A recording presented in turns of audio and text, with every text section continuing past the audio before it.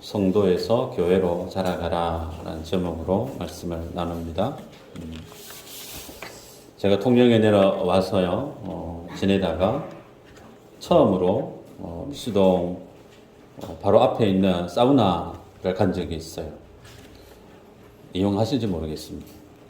가서 처음 들어가서 신발을 넣어야 되는데 그냥 문이 열려 있길래 그냥 넣었어요. 넣고 돌아서는데 앞에 카운터에 있던 점원분께서 인사를 깍듯이 하는 거예요. 어서 오세요. 웃으면서 이빨이 막 선하게 보여준다. 그래서 제가 속으로 이 사우나에는 직원 교육을 참 잘 시켰나? 기분이 좋았어요. 그래서 이제 계산을 하려고 하니까 회원권을 보여주세요. 그래요. 그래서 회원 아닌데요. 그랬더니 신발을 끊으면 안 됩니다. 얼굴 표정이 바로 싹 바뀌는 거예요. 그래서 이렇게 회원 자리에 내가 신발을 모르고 넣었구나. 다시 또 가가지고 신발을 또 일반실에 넣고 계산을 했는데 그 표정이 참 인상이 깊었어요. 웃던 그 얼굴이 회원 아닌데요. 그랬더니 얼굴이 확 굳어지는 거예요. 그래서 제가 회원이었더랬으면 분위기 좋은 서비스를 계속 받지 않았겠나 그런 생각을 가져봅니다. 여러분, 우리가 세상을 살아가면서 뭐 헬스장을 끊든 혹은 뭐 골프 회원이 되든 어느 한 단체 회원이 되어지면 그 회원에게만 주어지는 특별한 혜택이 있죠. 그죠? 그래서 그 혜택과 함께 또 그 혜택을 누릴 의무가 주어지는 법이죠. 오늘 하나님께서는 사도 바울을 통해서 예수 믿는 사람, 성도가 하나님 앞에 어떤 사람인가에 대해서 성도의 그 정체성에 대한 내용을 하나씩 그 의미를 큰 의미에서 좁은 의미로 밀도 있게 구분해서 설명해 가는 것을 볼 수가 있습니다. 첫 번째로 보면 그러므로 이제부터 너희는 외인도 아니요 그랬습니다. 19절에 보면 외인. 외인이 어떤 말인지 잘 아실 겁니다. 어떤 식당이나 건물에 들어가면 관계자 외에 출입 금지 해가지고 빨간 글씨로 이렇게 X처럼 딱 되어 있는 문이 있잖아요. 그래서 외인은 말 그대로 관계 없는 사람. 관계가 없는 다른 사람은 출입하면 안 된다. 그런 의미로 외인 아닙니까? 우리가 알고 있습니다. 에베소 교회 성도들은 우리가 앞서 보았습니다. 하나님에 대한 율법이나 혹은 할례나 혹은 하나님에 대한 어떤 믿음의 언약이나 소위 복음에 대한 그림자에 해당되어지는 구약적 복음의 혜택을 누릴 수 있는 그런 특권이 전혀 없었던 사람들이 에베소 교회의 구성원이었던 성도들 아니었습니까? 그래서 그들이 복음과 하나님과 예수님의 생명과 천국과 전혀 상관없이 죄와 허물로 죽었고 하늘의 공중 권세 자신의 욕심을 따라 이제 다 아시겠죠? 이생의 자랑, 육신의 정욕, 또 뭐가 있죠? 안목의 정욕, 그죠? 뭐 하여튼 욕심에 이끌려 살던 인생이 그들이었어요. 그런 그들이 이제 주님 안에서 들어와서 오늘 사도 바울이 19절 이후로 하는 얘기입니다. 나그네도 아니요. 그래서 외인과 같은 맥락에 통용되는 표현이 나그네도 아니다 그럽니다. 그러면서 19절에 성도들과 동일한 시민이요 그렇게 말씀을 해요. 자, 여기에서 이제 생각해 볼까요? 외인과 혹은 나그네와 그 다음에 시민이라는 의미가 지금 사도 바울이 차용을 하고 있는데 그러면 어떻게 이게 구분이 되는가? 예를 들어 볼게요. 중국 선교하는 기간 동안에 한국에서 무슨 일이 있었느냐면 사드라고 하는 미사일이 배치되어지면서 상당히 중국과 한국 간의 그 분위기가 묘했던 적이 있었습니다. 그 전에는 한인타운 안에 조선족도 있고 중국 한족도 있고 우리 한민족도 같이 살아요. 같이 운동도 하고 같이 어울려서 식사도 하고 재밌게 이웃 사촌처럼 지냅니다. 그런데 사드 미사일군으로 이게 국가적인 이슈가 뜨면서 분위기가 상당히 묘하게 흘러요. 그래서 반한 감정이 슬슬 무르익어 갈 때 표가 납니다. 한국 사람하고 조선족하고 한족하고 똑같은 까만 머리에 동양인처럼 다 보이지만 저마다 딱 보면 구분이 가요. 잘 모르시겠죠? 살아보면 딱 구분이 가요. 그래서 되도록이면 그때는 어떻게 해요? 옷을 한족처럼 옷을 입으면 괜찮아요. 그리고 말을 안 해야 돼요. 현지 발음처럼 말할 수 있으면 참 좋은데 어눌한 중국어 하다가는 무슨 봉변을 당할지 몰라요. 그래서 그때는 그 땅에 같이 살지만 나그네가 누군지 그 땅의 시민이 누군지 확인이 구분이 갑니다. 한국의 개념으로 생각해 보면 북한이 미사일을 팡팡 쏩니다. 우리나라 사람들은 이제 뭐 그러려니 그냥 넘어가지만 해외에 있는 다른 나라 사람들은 정말 긴장합니다. 한국이 저러다가 전쟁 나는 거 아닌가. 그래서 미사일 쏘기 전에 혹은 남북 간의 분위기가 좋았을 때는 외국인들이 같이 공부하고 같이 이웃처럼 편하게 지내요. 그런데 IMF가 터진다든지 혹은 뭐 북한이 미사일을 팡팡 쏘면 외국인들은 어떻게 행동할까요? 짐 싸서 갑니다. 자기 고향 혹은 자기 나라 혹은 더 좋은 나라로 그냥 가죠. 그 차이가 뭐죠? 외인들은, 관계없는 사람들은 어려운 일이 일어나면 더 편한 곳으로 그냥 가면 그만이. 그런데 그 나라의 시민은 어떻게 행동합니까? IMF 터지니까 집에 있는 뭐 돌반지 무슨 반지 다 해가지고 그냥 금모으기 하지 않습니까? 이런 국민이 세상에 없어요. 그리고 러시아와 우크라이나 전쟁 중에 우크라이나 사람들 결사항전하죠. 다른 나라 사람들은 생명을 위해서 다 그 나라를 빠져나가지만 그 나라에 속해 있는 국민의 정체성을 지닌 사람은 다른 나라에 있으면서도 그 전쟁을 참전하려고 들어갑니다. 지금도 생명을 건 전쟁이 일어나고 있죠. 이래서 우리들이 어떤 존재인가? 사도 바울은 너희들은 이제 외인이 아니다. 하나님의 나라의 외인이 아니고 이제 너희들은 하나님 나라의 시민이다. 그렇게 말씀을 하는 걸 볼 수가 있습니다. 그래서 우리들은 하나님 나라의 시민, 하나님 나라의 신분을 지닌 존재이기 때문에 우리들은 하나님 나라의 그 법을 지켜야 돼요. 지금 학교 앞에 30km 다 긴장하시죠? 설설 간다고 해도 한번 계기판을 봅니다. 30km 넘었나 안 넘었나. 혹은 신호등에서 우회전할 때, 건너면서 우회전할 때 이게 지금 가는 게 맞는지 이게 틀리는 건지 찜찜해가지고 몇 번 확인하고 그렇게 이동을 하잖아요. 왜 그렇게 합니까? 우리나라가 정한 법률이기 때문에. 그거 어기면 과태료가 물기 때문에. 그죠? 어떻게 해서든 그 법이 뭔지 관심을 가지고 그 법률에 따라서 내 행동 양식을 맞추려고 그렇게 합니다. 그런데 하나님의 사람은 어떻게 할까요? 하나님의 정하신 그 법이 있어요. 하나님이 정하신 말씀이 있다니까요. 그 말씀이 어떻게 해요? 기쁨으로 하나님의 그 말씀 앞에 순종하는 삶을 사는 이들이 누군가? 성도예요. 우리가 알아야 될 사실은 지금은 자유민주주의 국가입니다. 인권이 상당히 강조되어지는 시기에 우리가 살아가고 있지만 성경에 기록되어졌던 시대에는 전제군주 정치 시대 아닙니까? 한 나라의 통치자가 이게 법이야 라고 선포하면 모든 그 왕 밑에 있는 백성들은 이유불문하고 그 법에 온전히 복종해야 될 때가 성경에 기록되어졌던 때 아니에요? 근데 그때 그 시기에 오늘 사도 바울은 하나님의 시민권을 지닌 사람은 하나님의 그 법을 기쁘게 섬긴다는 거예요. 성경에 보니까 히브리서 13장 6절 PPT가 있는지 모르겠는데요. 보면 제가 읽어드릴까요? 그러므로 우리가 단대히 말하되 주는 나를 돕는 이시니 내가 무서워하지 아니하겠노라. 사람이 내게 어찌하리요 하노라.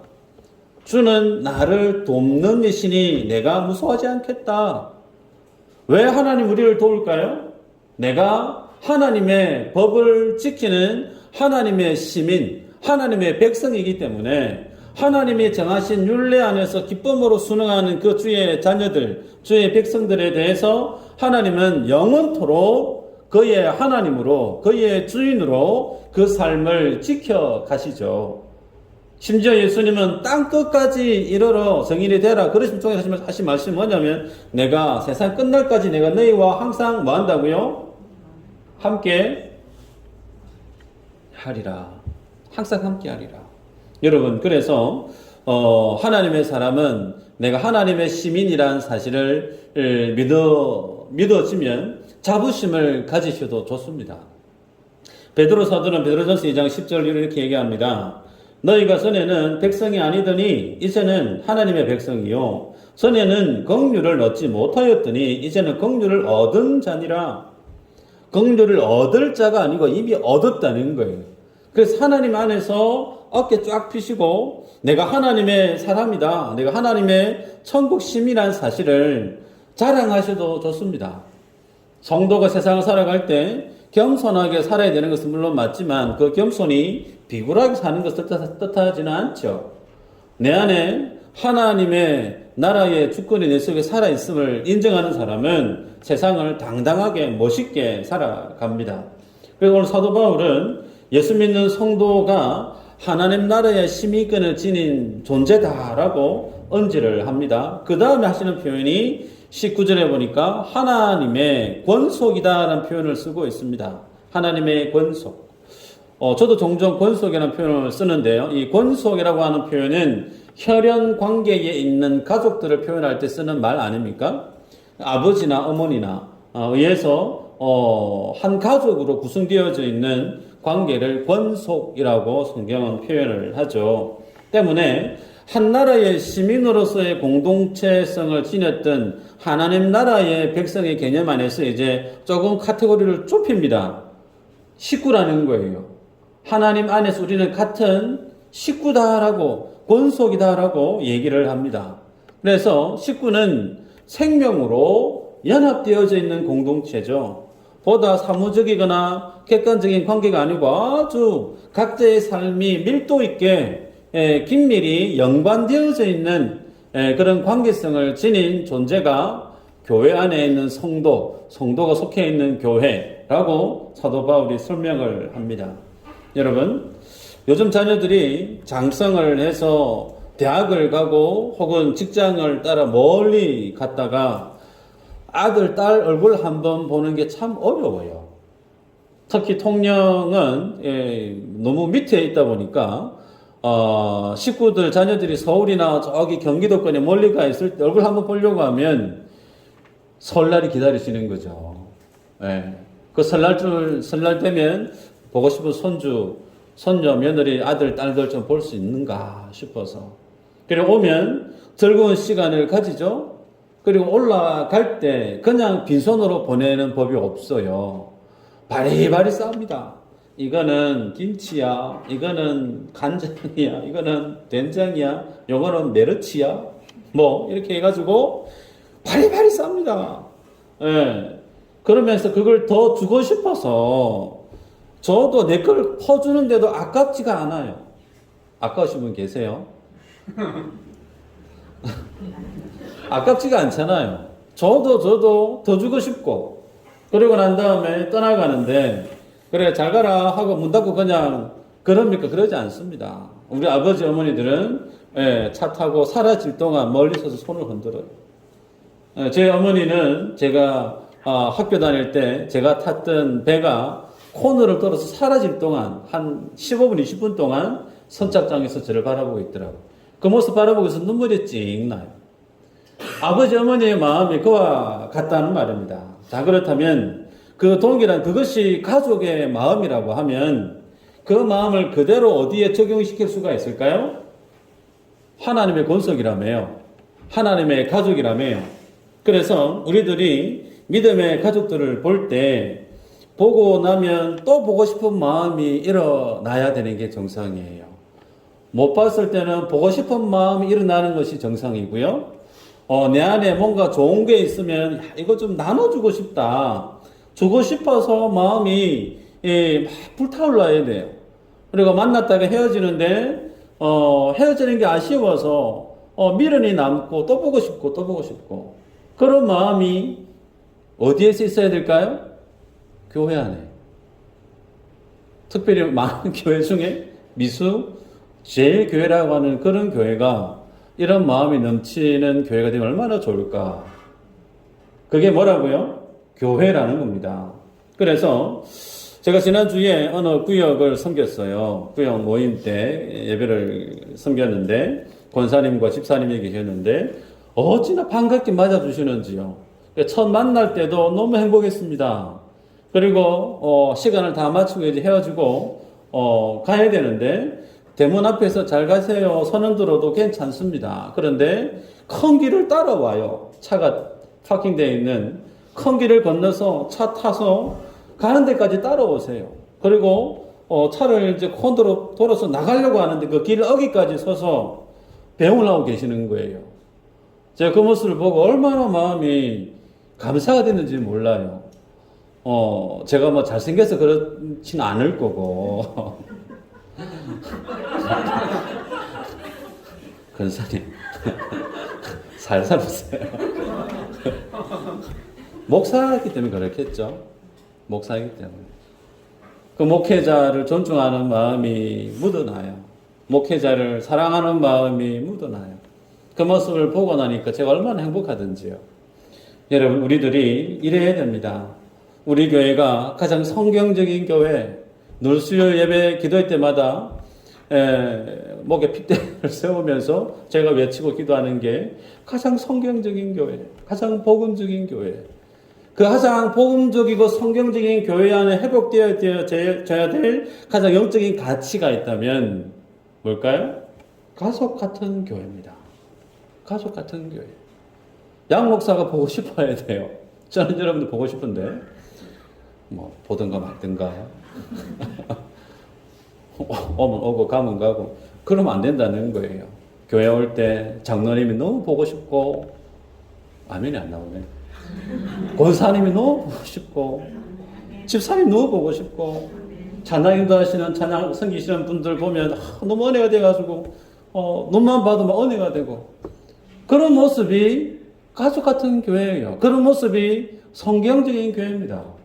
저는 우리 교회가 그런 교회로 나날이 누가 보더라도 교회 문턱을 열고 들어오면 반가운 마음에 악수도 물론 좋은데요. 동성이면 포옹도 괜찮아요. 뭐 포옹하면 이제 코로나 올까 싶어가지고 이전에는 전혀 안 그랬는데 괜찮습니다. 다 코로나 지나갔고 그래서 포옹도 괜찮습니다. 그런 문화가 우리들 안에 일어나면 참 좋겠다 싶습니다. 그 다음 사도 바울은 교회를 무엇에 비유하냐면 20절, 22절까지 보면 성전 건물로 비유하는 걸 볼 수가 있어요. 그 성전 건물, 유대식의 건물을 지었는 양식을 보면 일반 양식이 그래요. 큰 돌을 놓습니다. 그 주춧돌. 그 돌에다가 기둥을 세웁니다. 기둥을 세워서 쭉 짓다가 맨 마지막에 그 돌 세웠던 거기에 또 기둥을 세워서 집을 완공을 해요. 그래서 집을 완공할 때 가장 중요한 버팀목이라는 게 뭐냐면 디딤돌 혹은 뭐 주춧돌. 오늘 본문에서는 모퉁이돌 돼 있죠. 예. 자, 고린도전서 3장 10절 11절이 있는데 한번 읽어볼까요? 한번 읽어보십시다. 시작.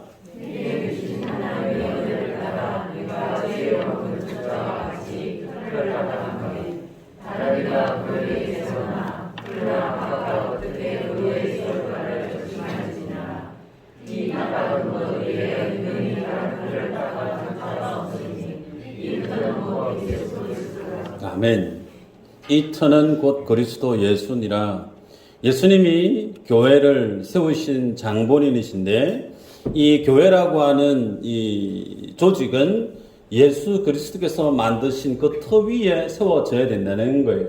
그래서 그 터 위에 기둥을 누가 세웠느냐면 사도들과 선지자들에 의해서 교회가 세워졌다라고 얘기합니다. 그래서 사도는 우리가 누군지를 압니다. 예수님의 살아생전의 부활을 목격하고 예수님을 가르침을 받았던 사람들, 일대 제자들, 사도들 그렇게 이해하죠. 선지자들에 대한 개념은 복음서 신약에서도 선지자들이 활동을 했습니다. 그리고 구약에서도 물론 선지자들이 있었고요. 그래서 여기에는 분분히 나누어집니다. 구약과 신약을 소개되어지는 모든 선지자들이 여기에 포함된다라고 볼 수도 있고, 혹은 신약의 교회가 초대교회가 세워질 때 활동했던 선지자들에 대해서 한정된 표현이다, 그렇게 볼 수도 있는데 뭐든 상관이 없어요. 저는 둘 다 포함합니다.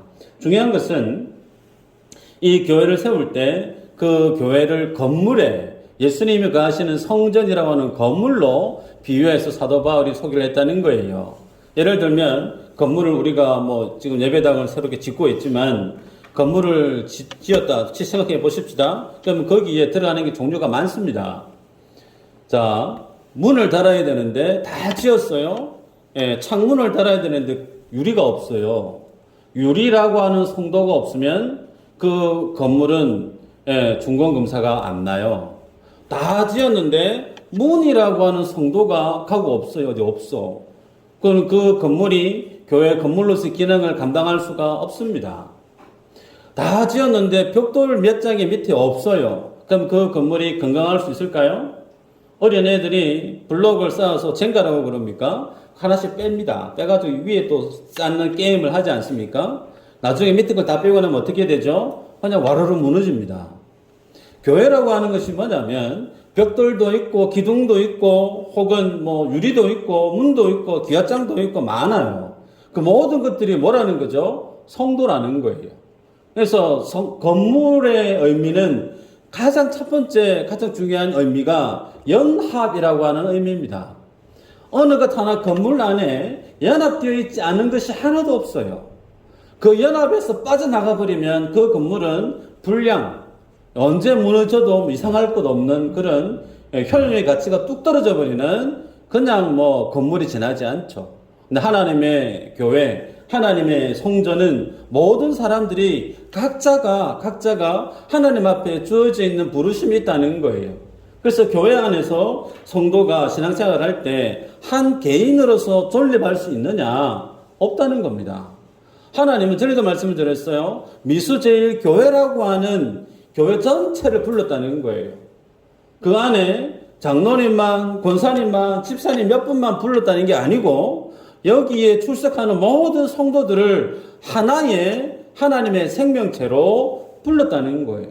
여기에서 나는 좀 실난다. 좀 다른 데 갈란다. 쑥 빠져나가 버리면 본인은 그냥 아무렇지 않을지 모르겠지만 그 교회는 그 많은 구멍이 생겨버려서 그 건물이 건물답게 설 수가 없다는 거예요. 그래서 우리들은 모두가 다 그리스도 안에서 연합되어져 있는 예배 공동체, 생명 공동체라는 사실을 사도 바울이 언급하는 것을 볼 수가 있습니다.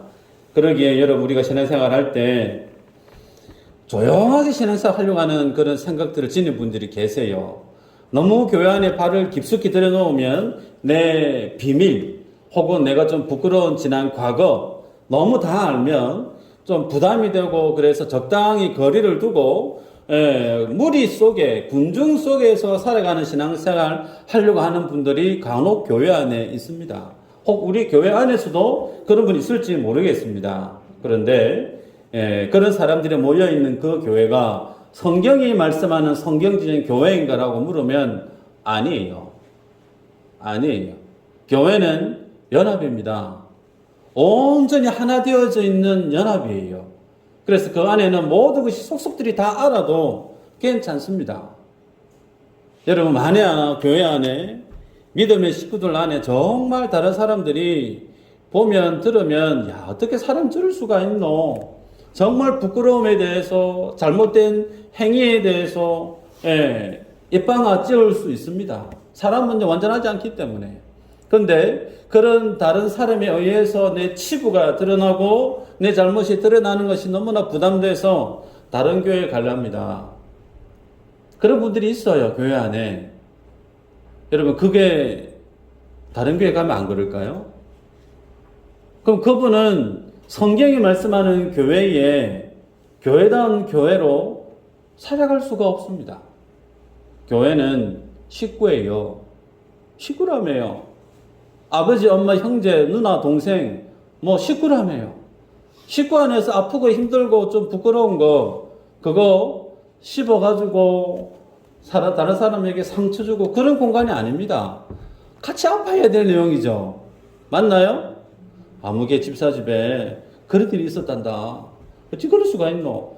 그럴 수 없어요. 그 모습을 보고 들으면 내가 슬퍼져야 돼요.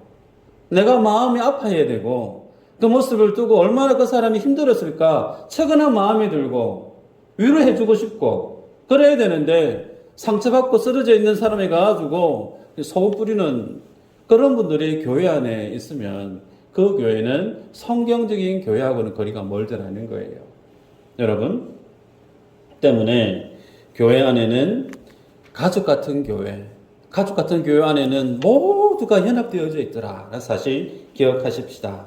자, 마지막으로 오늘 사도 바울이 주의 성전이 어떤 성전이냐라고 말할 때 21절, 22절에 언급합니다. 그의 안에서 건물마다 서로 연결하여 주 안에서 성전이 되어가고 너희도 성령 안에서 하나님이 거하실 초소가 되기 위하여 그리스도 예수 안에서 함께 지어져 가느니라 그랬습니다.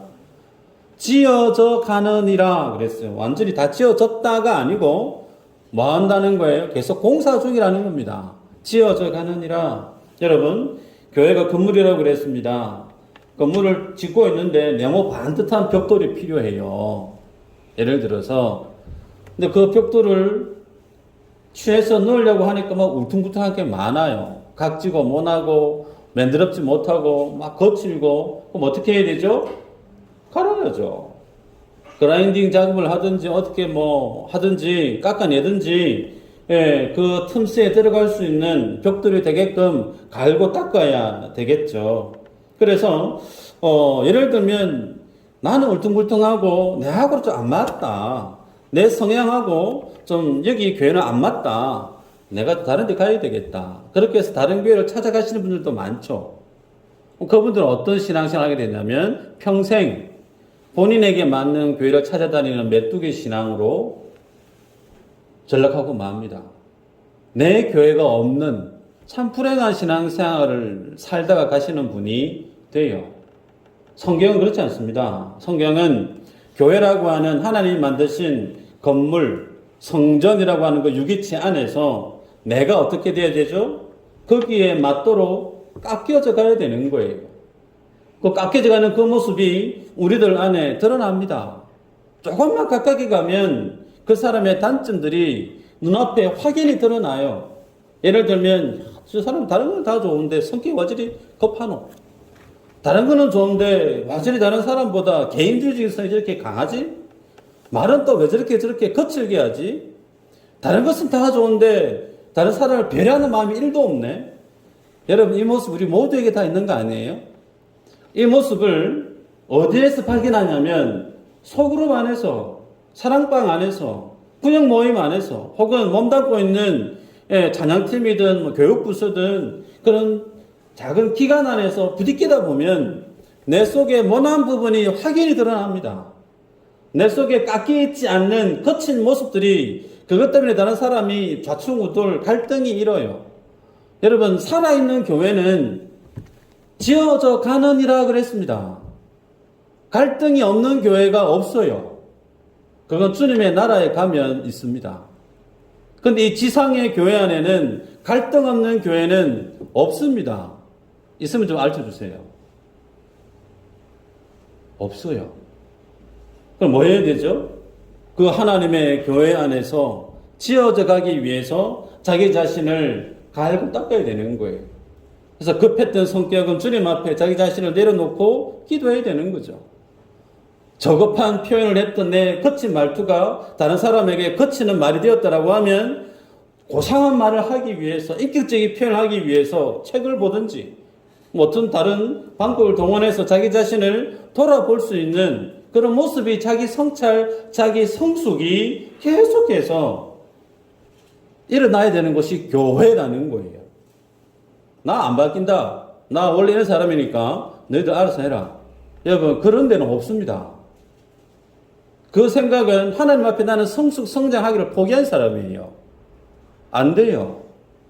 하나님 앞에 모든 예배자들은 하나님이 임재하시는, 하나님이 거하시는 처소, 성전이 되어가기 위해서 모난 부분, 거친 부분 하나씩 하나씩 객관화시켜서 깎아가고 다듬어가고, 그래서 전체 하나가 되어줄 수 있도록 만들어가는 과정이 지상의 교회의 모든 모습이라는 겁니다.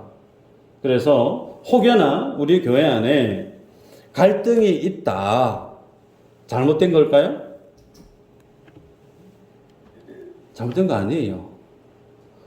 양 목사가 완전한 사람이 아닙니다. 허점투성이에요. 모자라는 게 한두 개가 아닙니다. 그래서 여러분들이 양 목사님 말이지 사람이 그런 줄 몰랐다 하면서 막 평가합니다. 분석을 하기도 하고 혹은 건의사항으로 막 얘기를 합니다. 그럼 그 얘기를 들은 제가 어떨까요? 속이 좁은 내가 들으면 삐지죠. 안 삐질 리가 없어요. 당연히 삐집니다. 예, 삐져도 괜찮아요. 삐져서 그 마음이 이해가 되고 상황은 이해가 되어지면 또 그 용량을 키워가는 거예요. 그러면서 하나님이 기뻐하는 목회자, 하나님이 기뻐하는 교회다운 모습으로 나를 갈고 닦아가는 거죠. 목회자만 그런가요? 아니에요. 장로님, 권사님, 집사님 앞에 서서 섬기는 모든 하나님의 종들이 동일합니다. 평가 안 할 것 같아요. 다 평가합니다. 이거는 참 김치가 맛있네. 김치가 싱겁네. 국이 짜네. 여러분, 어려워요. 모든 사람들에게 입맞춰서 최고가 되기는 참 어려워요. 그런데도 그런 과정 속에서 평가가 와도 괜찮습니다. 그걸 수납할 수 있어요. 식구인데요. 식구가 속에 있는 얘기를 고민하면서 얘기해야 될까요? 편하게 하면 되는 거예요. 그래서 양목사에게 불만사항 있으시면 언제든지 얘기하세요. 네, 뭐 그때마다 제가 삐질 수 있지만 그래도 얘기하시길 바랍니다. 네, 담아놓고 공유 잊지 마시고. 네. 중요한 게 있습니다. 사도 바울이 21절에 하나님이 거하시는 성전이 되어간다라는 표현이 있어요. 이 되어가다, 이 말의 사전적인 의미가 성장하다, 자라나다의 뜻이에요. 소위 하나님이 거하시는 초소는 계속해서 성장해 간대요. 그것이 성경적인 교회의 모습인데, 그럼 질문입니다. 하나님의 교회가 자라난다면서요, 성장한다면서요. 그럼 성장한다는 게 무슨 의미죠? 인원이 많아지는 거? 교회 건물이 반지하에 있다가 지상으로 올라오는 외형이 커지는 거? 100명 모이다가 한 1000명 모이는 거? 아니에요. 여기서 자라나다, 성장하다의 의미의 가장 중요한 키는 하나님이 거하시는 초소라고 그랬습니다. 하나님이 거하시는 그 초소의 가장 중요한 생명의 가치는 거룩성에 있어요. 거룩성. 10사람이 모이든 100사람이 모이든 그 안에 하나님을 향해서, 거룩함을 향해서 열심히 자기 자신을 말씀 앞에 비추고 자신의 죄악됨을 발견하고 그 안에서 회개가, 니 좀 회개해라, 두드려 패지 않아도 말씀 속에서 스스로 찔림이 있어서 눈물 콧물 쏟아가면서 주님 앞에 죄됨을 고백하고 언니 앞에 목말라서 무릎으로 사는 거룩을 향한 열심이 곳곳에서 일어나는 교회는 뭐 할까요? 하나님이 임하시는 초소입니다. 반대로 어리어리하게 폼나게 잘 만들어 놨는데 이놈들도 수없이 몰려옵니다. 그런데 죄가 뭔지를 몰라요. 죄가 뭔지를 몰라요. 그 교회에 주님 임하실 수가 없습니다. 그러기에 우리들은 날마다 주님 앞에 자라나야 되는 이 거룩함에 대한 하나님의 콜링, 믿음의 연수가 더해지면 더해질수록 우리들은 주님 앞에 그 거룩함을 닮아가기 위해서 애를 써야 됩니다. 부끄러운 고백인데요. 저는 중학교 2학년 때 교회를 열심히 다니기를 시작했어요. 저를 지도했던 목사님이요, 그렇게 얘기를 하는 거예요. 섬사람이니까 말 한마디 하면 밥 먹으러 가자 친구하고 얘기하면 밥 먹으러 가자 말이 주 내용인데 그 안에 욕이 8마디, 9마디가 들어가요. 제가 그런 사람이었어요. 물론 지금도 그런 사람이지만. 그런데 목사님이 그래요. 하나님을 찬양하는 입으로 어떻게 욕을 할 수 있냐. 그거 좀 고쳐야 되지 않겠냐. 듣고 보니까 그래요. 그날부터 욕을 안 하기로 했습니다. 속으로는 할 수 있을지 모르지만. 그런데 시장에 가서 여기 내려와 시장에 가서 이제 지인들끼리 얘기하는 거 막 들어요. 근데 동일합니다. 욕을 막 섞어서 친하게 웃으면서 얘기를 해요. 보고 있으면 좀 후련해요. 시원하면. 욕 시원하게 하면서 기쁘게 뭐 그렇게 분위기 좋게 식사하고 하는 그 모습을 보니까 조금 뭐 시원한 느낌이 들던데 제가 아직 덜 성숙한 증거이겠죠. 중요한 것은 우리가 주님 안에서 그 거룩함을 위해서 자라가야 된다는 거예요. 어디서 그것을 발견할 수 있을까요? 지금 이런 공간에서는 발견할 수 없습니다. 한 사람이 일방적으로 선포하고 입 다물고 가만히 있으니까 전부 다 거룩한 분 것처럼 보여요. 여기는 아니에요. 소그룹입니다. 사랑방 구역이에요. 거기에서 신랄하게 얘기하는 겁니다. 그러면서 내 안에 있는 허물이 뭔지를 드러나는 거예요. 부족함이 드러나는 거예요. 그 속에서 내가 주님 앞에 갈고 닦아야 될 나의 신앙의 인격의 모습이 뭔지 발견하게 되는 거죠. 그래서 대그룹보다 더 중요한 것이 어쩌면 소그룹이에요. 그래서 소그룹 모임에 대해서 여러분들이 구역 모임에 대해서 가볍게 여기실 게 전혀 아닙니다. 그 소그룹 모임이 나로 하여금 하나님 앞에 신앙의 인격을 다듬게 만드는 가장 중요한 사역 현장이고 은혜를 경험하는 삶이 변하는 장소임을 기억하시기를 바랍니다. 교회를 모르면 신앙의 성숙은 없어요. 교회를 모르면 평생토록 이 교회 저 교회 떠나다니는 메뚜기 신앙인으로 전락할 수밖에 없습니다. 저는 오늘 이 본문을 설교를 준비하면서 그런 욕심이 있어요. 여러분들이 사는 날 동안에 마지막 교회가 미수제일교회였으면 참 좋겠다. 10명이 아멘 안 하시죠? 다른 데 가시겠어요? 다시 여쭤보겠습니다. 여러분 평생에 마지막 교회가 미수제일교회였으면 참 좋겠습니다. 네. 이 교회에서 여러분의 믿음의 족적을 남기세요. 여러분의 눈물을 뿌리시고 여러분의 헌신을 새기시고 하나님으로부터 공급받은 그 모든 축복들을 증거로 남겨가세요. 그래서 여러분의 믿음의 후대들이 내가 살아왔던 신앙의 발자취를 보고 예수는 이렇게 믿는 거야. 예수 믿고 살아가는 교회다운 신앙생활은 이런 거야. 롤 모델과 같이 여러분이 그 삶을 앞서가는 선구자가 되어졌으면 참 좋겠다. 그런 마음으로 준비를 하고 기도를 했어요. 그런 삶을 함께 살아가는 우리 모두가 되어지시기를 주의 이름으로 축복합니다. 기도합니다.